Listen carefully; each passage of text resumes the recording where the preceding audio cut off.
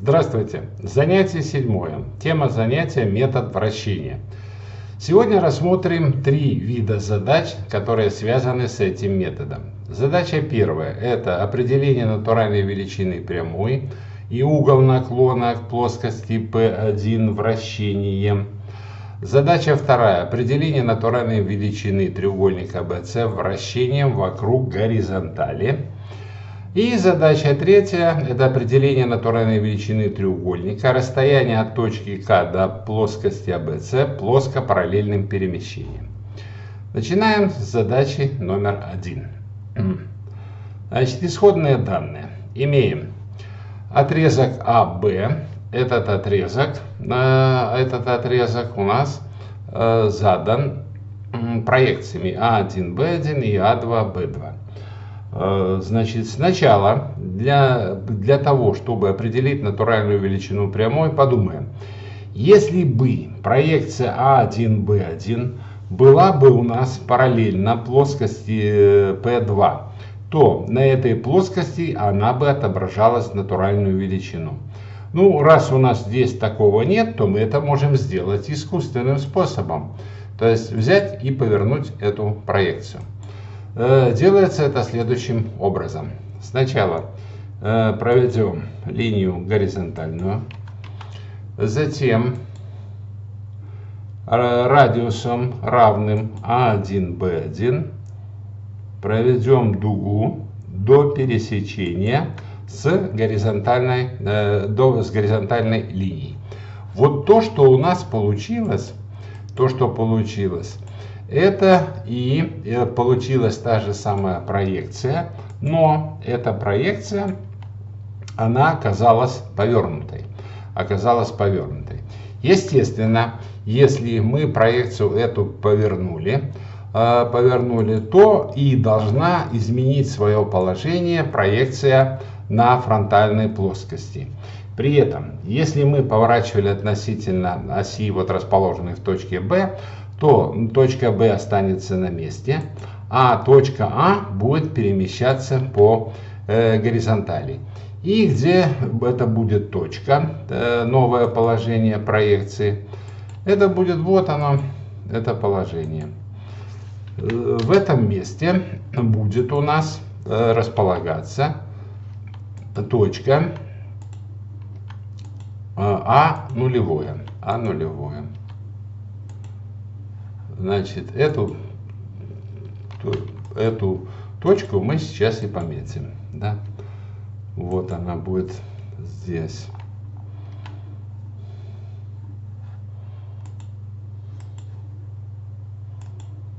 Ну, не хочет там становиться. Вот она. Это будет нулевое. Есть. И сама проекция, как она будет выглядеть. Сейчас мы ее изобразим.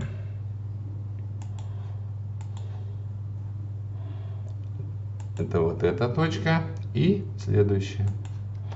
Вот это и есть проекция А2, Б2, что у нас была в новом положении повернута. Нас интересует, и будет она отображаться в свою натуральную величину. То есть вот это и есть натуральная величина. Ну, нас еще интересует угол. Да? Значит, давайте этот угол измерим. Этот угол будет у нас вот здесь. Ну и в данном случае он у нас получился равным 34 градуса. Все, решение задачи номер 1. Дальше, задача номер 2. Определение натуральной величины треугольника вращением вокруг горизонтали. Ну, естественно, что первым делом, что мы эту горизонталь должны построить. Да. Проведем вот ее здесь горизонтально.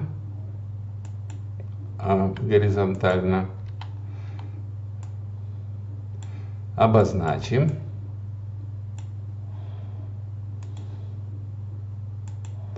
Это будет горизонталь. Проекция 2. Дальше обозначим точку пересечения. Вот эта точка пересечения. Построим точку пересечения горизонтали с B2C2 на горизонтальной проекции.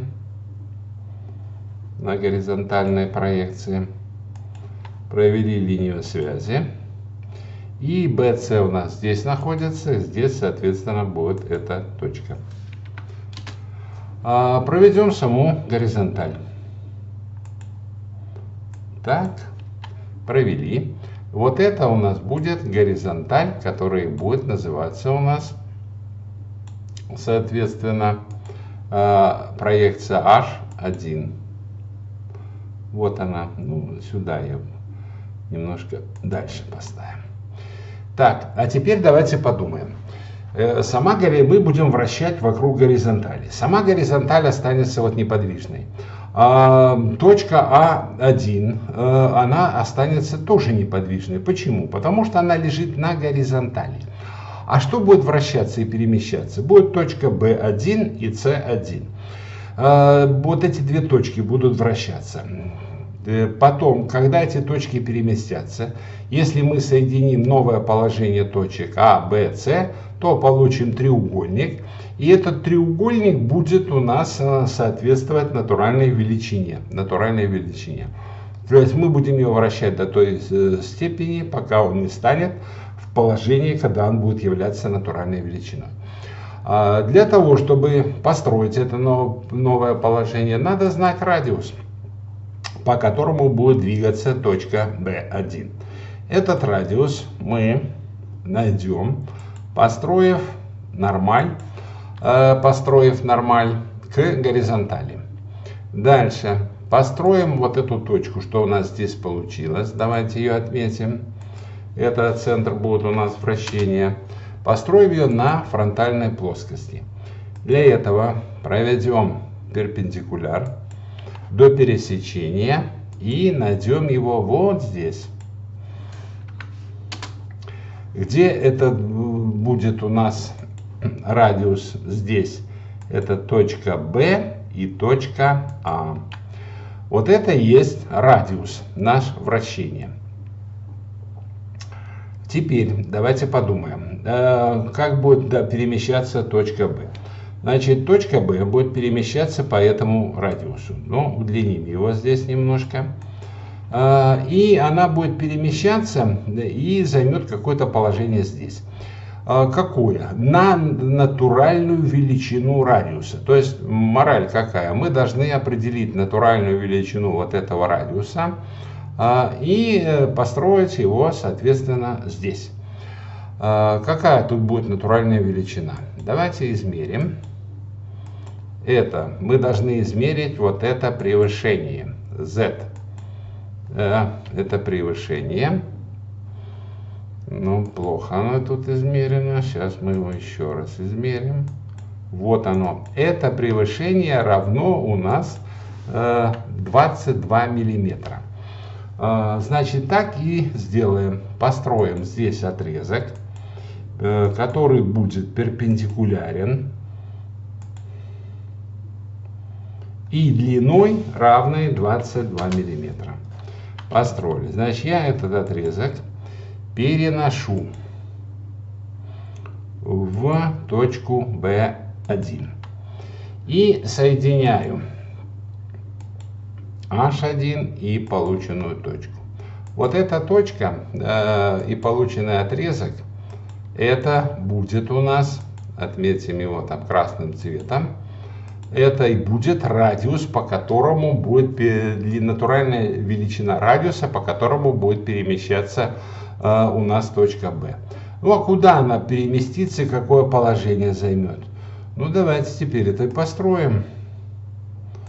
В месте пересечения, вот здесь по радиусу, и будет новое положение точки B1.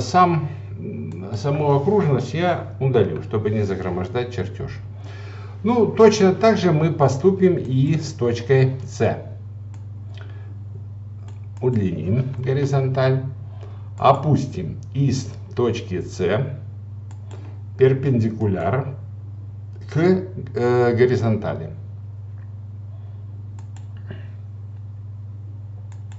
опустили. Найдем точку пересечения с горизонталью.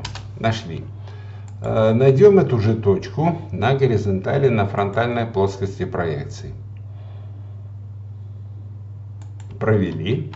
И эта точка у нас будет находиться вот здесь, в этом месте. Теперь соединим точка С и точка вращения. Точка С и точка вращения. Этот отрезочек и этот отрезочек — это две проекции радиуса вращения. Ну, сам будет у нас точка, сама точка С будет перемещаться вот по этому радиусу куда-то дальше, да? Куда-то дальше. И вот там она должна где-то оказаться. Точно так же определим превышение точки С. То есть вот это вот расстояние. Это расстояние 27 миллиметров. 27 миллиметров. Отложим это расстояние по методу прямоугольного треугольника, ну, величину равную 27 миллиметров. Перенесем этот отрезок в точку С. Перенесли. Соединим полученную точку вот здесь центра вращения с полученной в конце. Вот этот отрезок, это и будет натуральная величина радиуса, по которому будет перемещаться точка С. Есть. Опять же, точно так же построим окружность вот такого радиуса и найдем точку. Вот точка, где окажется точка С. Удалим построение. И теперь нам осталось что сделать? Нам осталось соединить. Значит, соединяем новое положение точки Б с новым положением точки С. Дальше с точкой А и с точкой Б с новым положением. Вот что у нас и получилось. Обратите внимание, что здесь есть такая точка на горизонтали, где пересекается BC со старого треугольника и BC с натуральной величины. Вот эта точка. Что естественно, что эта точка никуда не передвигается, находится на месте. А все остальные точки, которые лежат на BC, они перемещаются, передвигаются и занимают новое положение. Все по этой задаче. Переходим к задаче следующей. Требуется определить натуральную величину треугольника ABC, расстояние от точки А, от точки К до плоскости BC плоско-параллельным перемещением. Плоско-параллельным перемещением. Так, и условия, что мы имеем? Плоскость ABC, и имеем точку К1, К2 и ее проекции.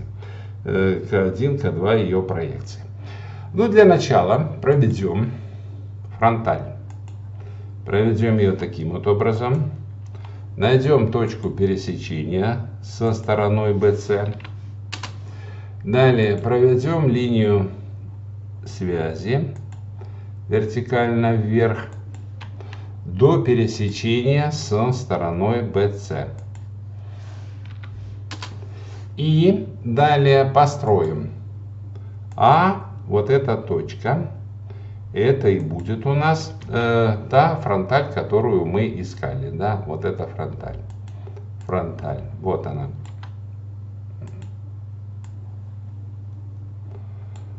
Вторая проекция, вторая. Дальше выполним операцию следующую. Повернем проекцию на плоскости P2 так, чтобы фронталь стала перпендикулярна оси. Ну и выполним построение точек А, Б, С и К с помощью засечек. Делается это таким образом. Измеряем измеряем саму фронталь. Длина 55 миллиметров.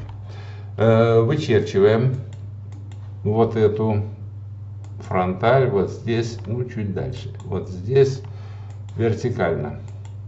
Ну то есть вот так, чтобы это было у нас точно, это построим нормаль. И длина его 55 миллиметров. Вот так. Даже, наверное, чуть можем немножко перенести выше. Почему, вы сейчас увидите. Значит, обратите внимание, что верхняя точка это будет вот эта точка, да, А2, вот она вверху. Нижняя точка, ну, эта точка будет, мы ее не обозначали, обозначим точка 1. Тоже важно, вот она здесь внизу. 1, проекция 2. Теперь как найти положение точек BC и K? Значит, делаем это засечками. Ну, давайте подумаем. Значит, во-первых, B у нас будет находиться, когда мы повернем проекцию где? Справа. То есть она где-то здесь будет, да, находиться. А на каком расстоянии? А вот это вот померим так. Мы имеем точку А, мы имеем вот эту точку 1, да? Померим от точки А до точки Б расстояние. Это расстояние будет 59 миллиметров. Проведем окружность из точки А радиусом 59 миллиметров. Теперь померим расстояние от точки 1 до Б. Это расстояние будет у нас 13 миллиметров. Нарисуем такую окружность из точки 1 13 миллиметров. И в месте пересечения вот здесь это и будет точка Б. Точка Б. Значит, чтобы не загромождать, я эти построения уберу. А вот эту точку Б мы сейчас и обозначим. Вот она будет, точка Б. Обозначили. Дальше, точку Б нашли. Теперь точка С. Ну, у нас есть Б, у нас есть А. Б и А. То же самое, измеряем расстояние, ну, допустим, от точки 1, да, от точки 1 до С. Это будет у нас 30 миллиметров. Изображаем вот тут окружность, 30 миллиметров. Дальше, так, и от точки, скажем, А до С, это будет 58 миллиметров, если округлить. От точки А до С 58 миллиметров. В месте пересечения это и будет положение точки С. Это удаляем. Построение, обозначение перенесем вот сюда. Так, ну и что мы имеем? Вот обозначим здесь, эта точка у нас А. Осталось найти точку К положение. Точно так же, ну, например, от А и Б померим, да? Значит, и точка К где должна находиться? Там, где сторона АБ, вот здесь, вот с этой стороны. От А мы должны провести радиус 29. Проводим от А сюда 29. И от Б померим это расстояние. Это будет 45. От Б 45. Место пересечения это и будет точка К. Перенесем обозначение вот сюда, поближе. А линии построения удалим. Теперь соединяем то, что у нас получилось. Соединяем точку А, точку С, точку А и точку Б. Соединили. Ну, видите, как вы видите, точка у нас, ну, погрешность тут, наверное, полмиллиметра, да? 1 тоже там оказалось. То есть, что мы сделали? Мы вот эту проекцию повернули так, чтобы наша фронталь стала перпендикулярна оси. Раз мы поменяли положение этой проекции, то естественно, что должно поменяться положение и вот этой проекции, где будут здесь находиться точки А, Б и С. Очевидно, что они будут лежать где? На линии связи. Эти линии связи нужно провести. Вертикальные.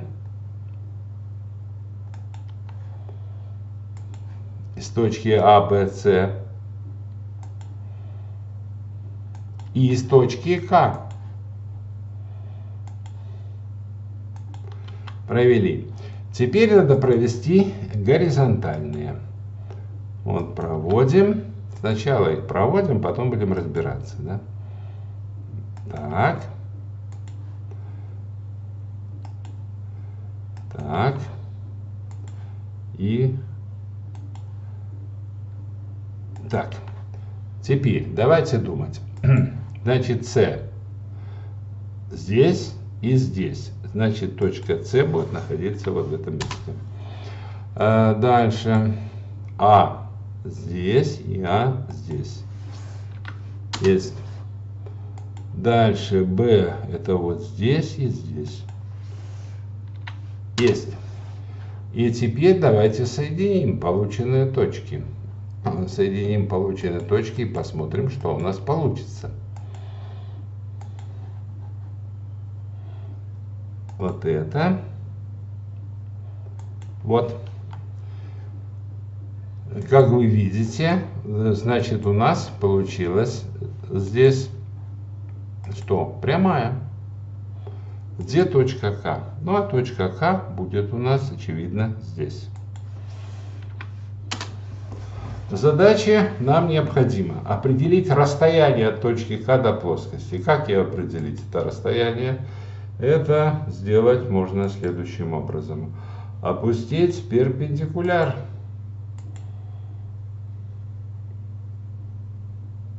Вот сюда. И поменяем здесь цвет и толщину, чтобы было видно наше решение. Вот это. Раз. И толщина 2. Вот это и есть наш ответ. Да, вот он ответ. И если нам требуется численное значение, то нам остается что сделать? Измерить вот это вот расстояние. Вот оно. Так. Ну, мы поменяем, чтобы оно было по слою и выглядело красиво. Вот так. Так, и так, сюда. Вот это и есть ответ, 38 миллиметров. Это ответ, но это ответ не весь. Значит, давайте мы еще некоторые размеры измерим. Во-первых, мы измерим вот это расстояние до точки, от точки С до точки А. Раз. И измерим от точки С до точки Б. 2. Вот два этих расстояния. И теперь повернем вот эту проекцию так, чтобы она расположилась параллельно оси. Смысл в этом. Если она будет стоять параллельно, то есть она будет параллельно фронтальной плоскости, и на фронтальной плоскости будет отображаться натуральная величина. Делаем это так. Значит, мы когда поворачиваем ее против часовой стрелки, то у нас она повернется и вот, допустим, первая точка у нас вот тут будет. Мы можем любое положение, можем и дальше ее взять, и это роли не играет. И будем строить. Мы должны 17 миллиметров отложить, да? Откладываем 17. Здесь у нас получится вот эта точка. Дальше мы должны отложить 41. 41. Обозначаем вторая точка, третья получается точка уже. И теперь проведем линию связи вертикально вверх. Точка К нас уже не интересует. расстояние мы уже определили. Так, и проведем линию связи вот отсюда. Так.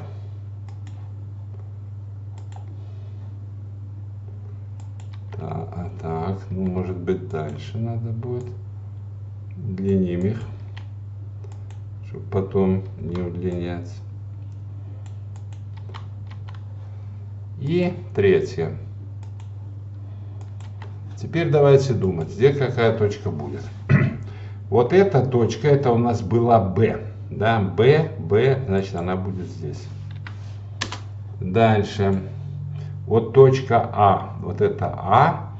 И где эта точка А? Вот она и вот она. Да, вот она вверху находится. Дальше. Точка С. Точка С у нас это вот она С. Вот эта точка С. Линия связи.